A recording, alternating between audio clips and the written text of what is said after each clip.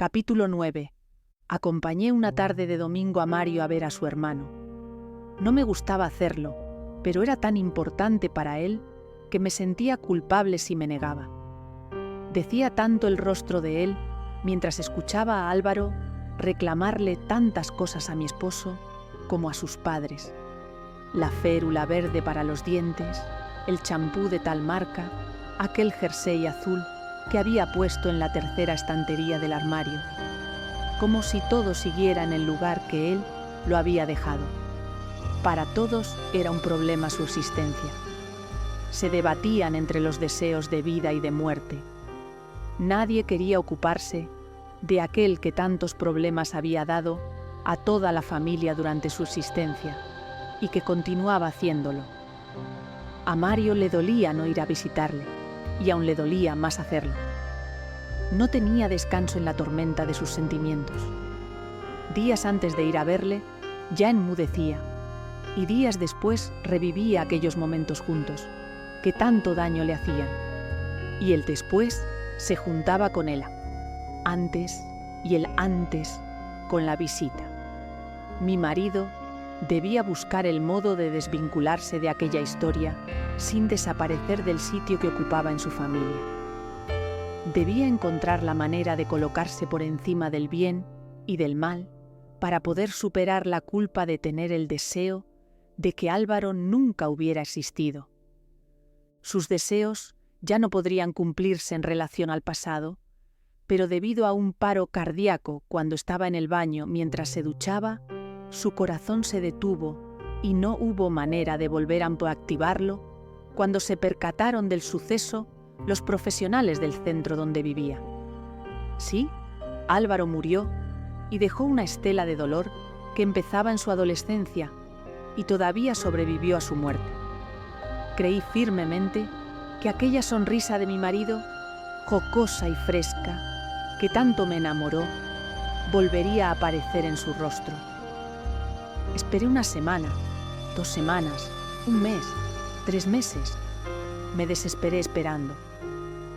No podía concebir que mi esposo no cambiara con respecto a mí. Yo estaba junto a él y seguía sin verme. Mario parecía tener bastante con estar postrado en el sofá, lamentándose, inundado por la culpa de no tener unos superpoderes que hubieran hecho que su hermano cambiara a tiempo. Mario era incapaz de olvidar, y es que como me dijo mi abuelo Ernesto en mi boda, todos tenemos derecho a olvidar. Mi suegro, como era de esperar, culpó también a mi marido de la muerte de Álvaro. Me resultaba cansino el reparto de tantas culpas. Las paredes de mi casa respiraban ese sentimiento y casi consiguieron que yo me sintiera de la misma forma por no ser más comprensiva con Mario. Mi único consuelo se convirtió en vivir momentos en la galería junto a Rubén Cosío. Ocultaba a Cora y Alba este sentimiento vergonzoso de traicionar emocionalmente a mi marido en sus peores momentos. Disfrutar de la presencia de otro hombre, buscar un respiro de oxígeno ante tantas nubes negras y corresponder a Mario en su falta de aprecio no me importó. Si mi marido no me liberaba de aquel aburrimiento, no iba a estar unida a él, sujetando la misma soga a la que le llevaban sus pensamientos de culpa. Tal vez Rubén Cosío no era mi futuro, se palpaba su alegría cuando estábamos solos, pero nunca actuó de forma que me hiciera pensar que sentía por mí algo más que una amistad. Cora estaba enamorada de su marido, y sus 4 hijos eran la principal fuente de su felicidad. Me parecía tan idílico que nunca hubiera experimentado el mismo aburrimiento que yo con Mario. Por otro lado, Alba, tan entregada a su hija, centraba todas las conversaciones con su marido en ella. Realmente, era atronador para mis oídos escuchar a veces sus conversaciones. ¿Cómo iba a confesarles que me estaba enamorando de un pintor por el que abandonaría mi matrimonio? Condené a Patricia de escapar de mí por lo mismo. No quería que me juzgaran por querer engatusar a Rubén Cosío. Nadie sabe la intensidad de los sentimientos que hay detrás de una decisión. Hice mal en juzgar a Patricia. Cuando lo hacemos, nos equivocamos. Mario se había dejado atrapar por la tristeza y la desesperación. Yo no me iba a tirar por ese mismo horizonte derrotista con él. Después de ser consciente de que la actitud de mi marido no iba a cambiar, decidí abandonarlo en su tenue mundo de victimismo. Con uno que sufriera por aquella causa era suficiente. Me envolví con la túnica del valor y le expresé mi disconformidad con su triste compañía y su angustiosa actitud, ocultándole la existencia de Rubén Cosío en mis pensamientos. Y es más, le ofrecí la posibilidad de continuar a mi lado si acudía a un psicólogo para mejorar su estado de ánimo. No me creí estas palabras que salieron de mi boca. Entre mis intenciones ya no estaba el darle otra oportunidad. «Haz lo que quieras», me dijo Mario sin abandonar su tono melancólico. «Yo no voy a cambiar. Iba a ser un paso difícil para mí el ir a vivir sola y enfrentarme a ese aburrimiento nocturno que me consumía desde tiempo atrás. Pero quizá era causado por la ansiedad de tener al lado un marido sin su presencia. A partir de ese momento quedaría extirpada la ansiedad de mi mente al ya no esperarle. Y es que a veces la ansiedad proviene de esa esperanza en que algo ocurra, que Mario entrara por la puerta entregándose a mí. Una vez que desistes de tu soñada pretensión imposible, la ansiedad se transforma en tristeza o en nostalgia. En este caso, la ansiedad muere en pro de la melancolía. Pero mi melancolía ahora se debía a mis aspiraciones infundadas y no correspondidas con aquel pintor soberbio. Estos días en los que me sentía fuerte para abandonar a Mario, me enteré por Winston Churchill que Patricia y mi pintor se frecuentaban por las noches. Mi pequeño gran pintor, que parecía haberse enamorado de Patricia, me comunicó la noticia resignado. Mantuve la barbilla alta tras la información recibida y me resigné también. A pesar de la decepción que sentía por la clandestina relación sentimental entre Patricia y Rubén Cosío, continué con el propósito de dejar de compartir cama con mi marido. Pero en un relámpago de esperanza, quise saber si era importante para éste que continuáramos juntos. «¿Quieres que me quede?», pregunté a Mario la tarde que empecé a recoger mis cosas. Sentí su silencio como un grito que retumbaba en mis oídos. «No», escuchaba, y noté cómo aterrizaba sobre mí el firmamento cargado de pesadas piedras que me hacía arrepentirme de aquella pregunta que había formulado quizá con una pequeña esperanza de ser importante para alguien. El simple hecho de preguntar algo ya es causa de un cambio, porque las respuestas no se pueden esquivar en esta vida.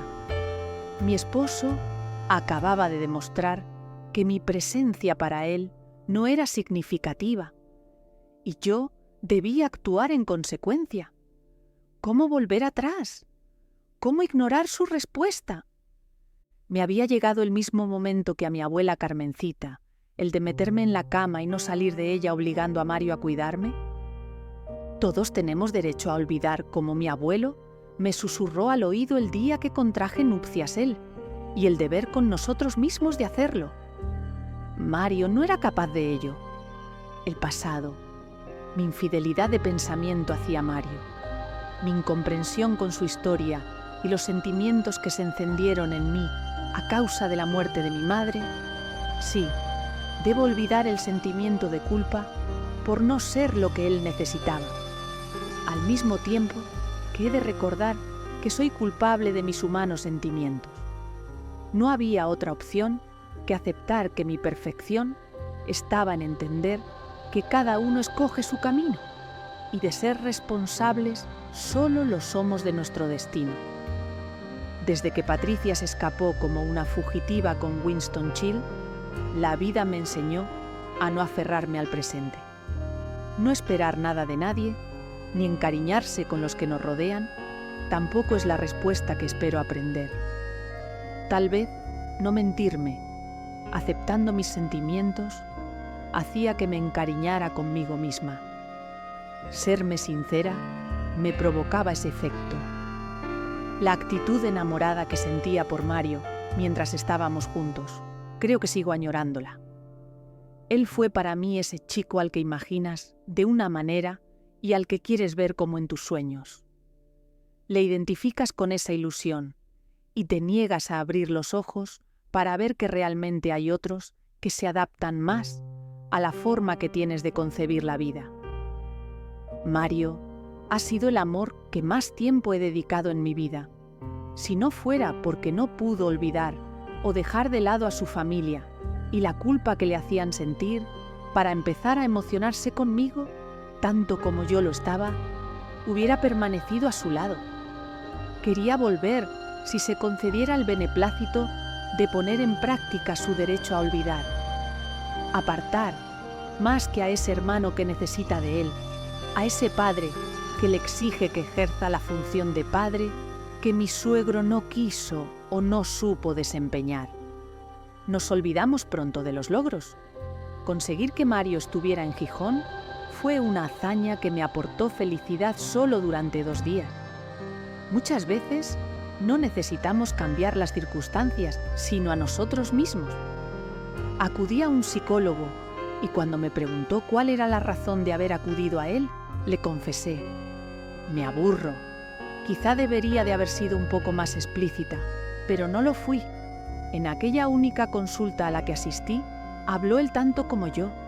Me intentó convencer de la importancia de practicar deporte, de comer bien, todas esas generalidades que se pautan cuando no se sabe qué decir. El remedio a aquella enfermedad que padecía no era llenarme con aquellas costumbres saludables. Mi enfermedad consistía en no aceptar que mi vida no la podía buscar fuera de mí. Durante muchos años hice responsable a mi marido de mi aburrimiento. Mi vida debía ser mucho más que ese sentimiento en el que me centraba. Mi manera de ver el mundo no era la correcta. La pasión que enfocaba en Mario era la que me faltaba sentir por mí. Almacené noches llenas de pereza, esperando, y me di cuenta tarde de que la única espera que merece la pena es la que nos enseña a ser pacientes con nosotros mismos. Las circunstancias que vivimos mi abuela y yo podrían no considerarse las mismas. Ella vivió para mi abuelo, y cuando éste la engañó, dejó su vida a un lado. Yo viví esperando por Mario. El sentimiento era el mismo que vivió ella tantas noches. Vivir al son de otro, sin aspirar a coger las riendas de nuestra vida. Eso no me iba a ocurrir a mí. Perder el tiempo con alguien que no nos pertenece, podemos perdonárnoslo. Perderlo cuando somos conscientes de ello, no. El enfado que sentí hacia Mario no era más que por el daño que yo me había hecho a mí misma por no afrontar antes la decisión de abandonarle. Porque cuando aprendemos que somos los culpables de nuestra desdicha, lo negamos. Intentamos volcar la responsabilidad en otros. Debía conocer las armas necesarias que tenía para perdonarme lo poco sensata que había sido esperando todas esas noches por mi marido, y no ser consciente de que yo estaba allí. La calma que sentí cuando descubrí que Mario no era el culpable de mi destino, cuando me liberé de la responsabilidad de perdonar a Patricia por alejarse de mí sin despedirse, ya pude estar tranquila, pues perdonar es mucha responsabilidad. Y dentro de esa paz era en la que debía empezar a vivir. Todos tenemos nuestra lucha, nuestro dolor, que vencer para que no nos emerjamos en la melancolía.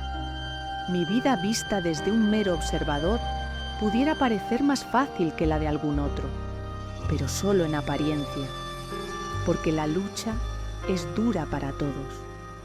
Aprender a convivir con nuestros pensamientos, y peor aún, con nuestras emociones, y enfrentarnos a ellas solos, es doloroso a la par que satisfactorio.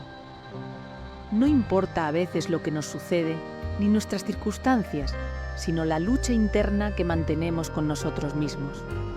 Aquella tarde, Mario, después de ignorarme, se me acercó y pronunció: ¿Y todo esto que me has dicho? ¿Llevas mucho pensándolo? ¿O has sido al verme cuando se te ha ocurrido? No le vi muy dispuesto a cambiar. Se alejó de mí y se dirigió a su habitación. Se quitó la ropa y, como si yo no le hubiera exigido una decisión, cerró los ojos. ¿Y qué debía hacer yo en esos momentos? ¿Marcharme de casa? ¿O simular como si nada hubiera pasado y acostarme a su lado? ¿O insistirle en que contestara a mi ultimátum? El asunto se tornaba serio. Era la hora de actuar siendo fiel a mi amenaza. A veces pensamos y hablamos demasiado. Finalmente, pensé que lo mejor era tumbarme y esperar al día siguiente, a ver qué es lo que me decían mis sueños aquella noche. Toda una vida juntos, y lo sentía tan lejos de mí. Aquella última noche que compartimos almohada, olvidé la presencia de Rubén Cosío en mi vida. Mi único pensamiento era la dulce sonrisa de Mario de mi adolescencia, la alegría en el momento en el que me pidió matrimonio y en toda la ilusión que conllevó el comprar aquella casa que iba a abandonar. Mi vida iba a cambiar y dudaba si me estaría equivocando.